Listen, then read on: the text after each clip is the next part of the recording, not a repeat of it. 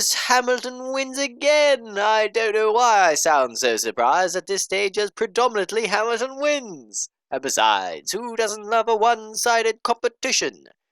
On next is sequel to Brexit, delayed again. So, man, competitive racing's really gone down the drain. Yeah, true, but what can you do about it? The sport needs to evolve! Yeah, imagine if they had like some anti-gravity racing or something really futuristic. Yes! Oh, I know, right? Yes! It's just what the racers need! With their lives on the line! Wait, what? And their cars can have weapons of mass destruction! Hang on, you're taking this too far. And they can be pitted against each other in another competition where they blow each other up! What's wrong with you? And they can control earthquakes! Calm down. What are you on? Can I have some?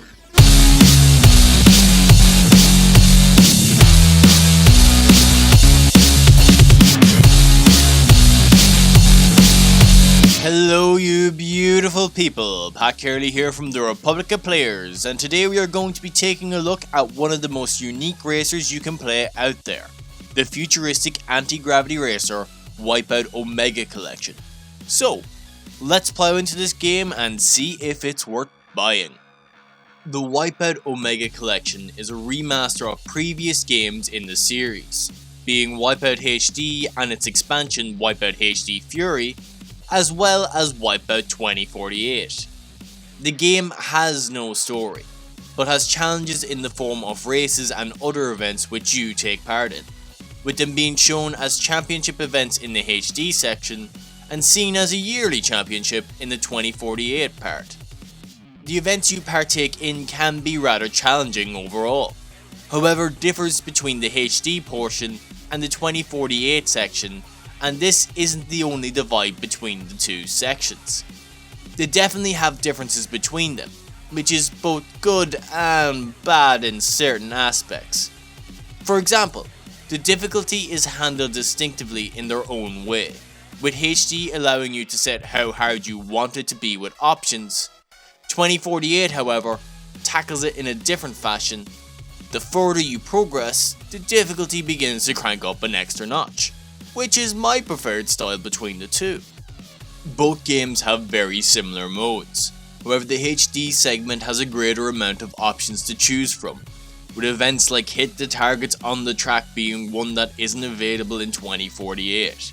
However, the main sort of races and events you'll be taking part in will be single races, championship events, time trials, and the never-ending acid trip, Zone, which requires you to get as far as possible with the speed increasing over time until it simply becomes impossible not to be attracted to walls until you tear yourself apart.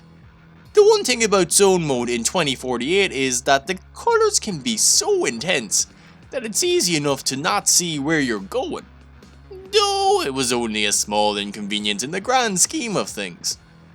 The control of the vehicles varies as well, with your anti-gravity supercars being more loose and free when racing in the HD section of the game, while on the 2048 side of things, the controls are tighter and more responsive.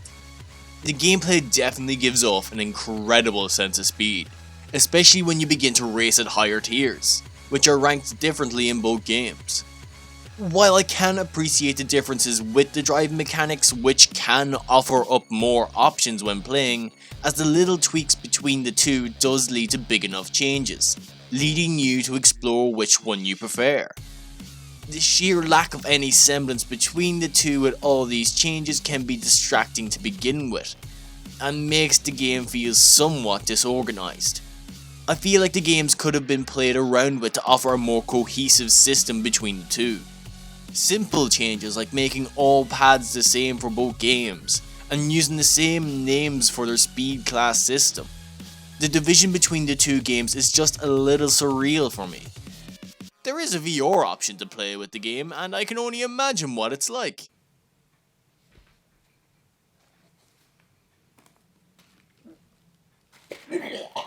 There.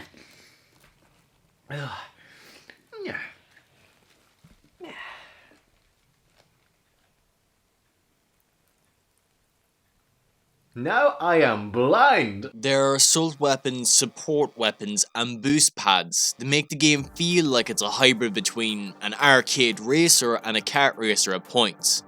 You have your standard assault weapons such as rockets, plasma cannons, and so on and so forth. But you also have the weird ones like leech beams, which latches on to the closest vehicle in front of you and begins to suck the life out of them.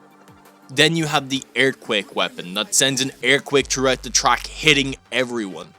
And in typical fashion like kart racers, the further you are back, the more likely you will gain the better items and weapons to help you out, while up front, you will find yourself with the less useful items.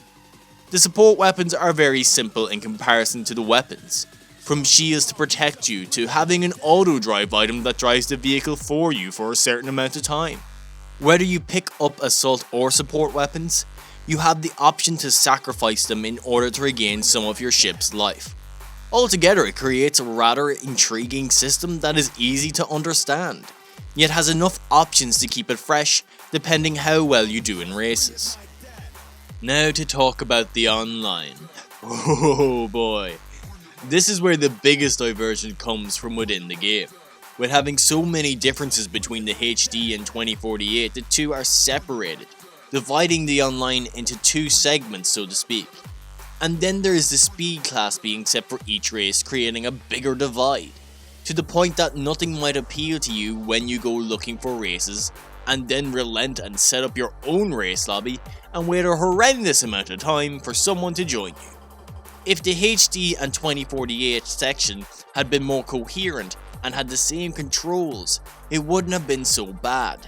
But with how wide the options are, it can lead to it simply not letting you race the way you might want. There is a big difference in tracks between 2048 and HD.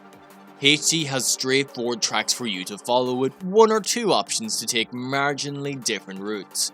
However, with 2048, it's a completely different ballgame altogether. The tracks in 2048 have a multitude of divergent routes that make a distinct difference.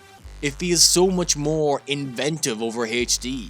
It gives you a reason to try and master those tracks in order to get the best time. A reason to come back and simply explore to find routes so that you can show off to your friends. Oh, did I mention this game has local 2-player? Because it does. So you can sit down with friends and battle it out to prove who is the best. Also, it makes the game have an extended life with how few games these days have a local co-op or competitive mode. You no longer have to use your imagination with your friends. This is why no one wants to be friends with us. Graphics wise, this game looks really bloody good. It captures the aesthetic of a futuristic racing world impeccably, from the design of the tracks to the neat looking areas the races take place in. It's vibrant and full of colour, yet looks as realistic as anti-gravity racing would look if it was actually a thing. This is what the future of racing looks like to me now. Whether it's possible or not, I don't know. But my god, if the future looks this clean, then count me in. Because right now the world feels like it's in a chaotic state and is spiraling into its own destruction with no hope on the horizon for a better tomorrow. But that's a topic for another day. Now, onto the tunes. Wipeout Omega has a bopping soundtrack that consists of techno and electronic dance music, with tracks from the likes of Swedish House Mafia. These types of songs have been a staple of the series. It works amazingly well, melding with the incredible speed you reach in-game to give you that rush. One little touch that I liked was when you got some airtime, the music would become lower and more echo-like, creating a false sense of adrenaline, and when you land back onto the track, the music kicked back into gear. Overall, Wipeout Omega is an incredibly fun racer that inhabits an idea that is rarely done, and it works to splendor. The game handles like a dream, bringing to life the fantasy of futuristic driving. It's visually stunning to behold, and the music sets the scene for the races nicely. However, the clear lack of cohesion between HD and 2048 do stick out like a sore thumb, and are more of a detriment to the game than a positive in my opinion. As at the end of the day, I was always more inclined to play the 2048 segment over the HD. And with a game like this, my favoritism for 2048 made me neglect the HD side of the game. Though, with that said, it's a fun, challenging racer that is a tight experience that offers something no other game like it has seemed to capture. Wipeout Omega Collection gets a recommendation of must buy. A special thanks to my friends Oshin and Breton for helping me out in this video, and be sure to stick around for some outtakes. If you like this video, be sure to race on over to the subscribe and like button and give them a push. We have a variety of gaming content from podcasts to first looks and reviews. I've been Pat Kearley with the Republic of Players, and until next time, have a good one.